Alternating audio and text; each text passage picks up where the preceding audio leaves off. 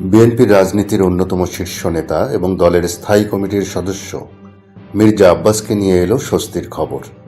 দীর্ঘ চিকিৎসা শেষে শারীরিক অবস্থার উন্নতি হয়েছে তার। সব ঠিক থাকলে পবিত্র ঈদুল আজহার আগেই দেশে ফিরতে পারেন তিনি।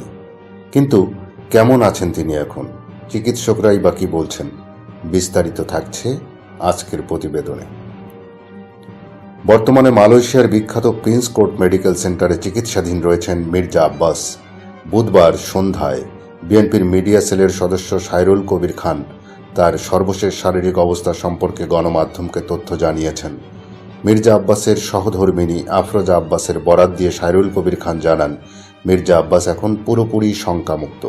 তিনি ধীরে ধীরে সুস্থ হয়ে উঠছেন এবং পরিবারের সদস্যদের সাথে স্বাভাবিকভাবে কথা বলতে পারছেন।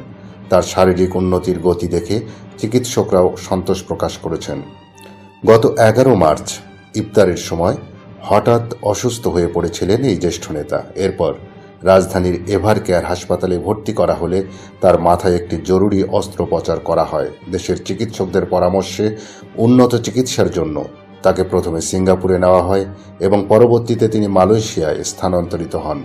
দীর্ঘ কয়েক মাসের এই লড়াই শেষে এখন তিনি সুস্থতার পথে।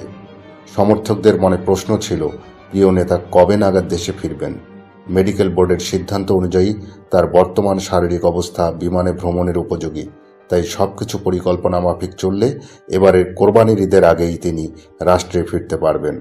মির্জা আব্বাসের সুস্থতার খবরে বিএনপি নেতাকর্মীদের মাঝে বইছে আনন্দের হাওয়া। দেশবাসীর কাছে দোয়া চেয়েছেন তার পরিবার। রাজনীতি ও সমসাময়িক খবরের নিয়মিত আপডেট পেতে আমাদের চ্যানেলটি সাবস্ক্রাইব করে সাথেই থাকুন। ধন্যবাদ।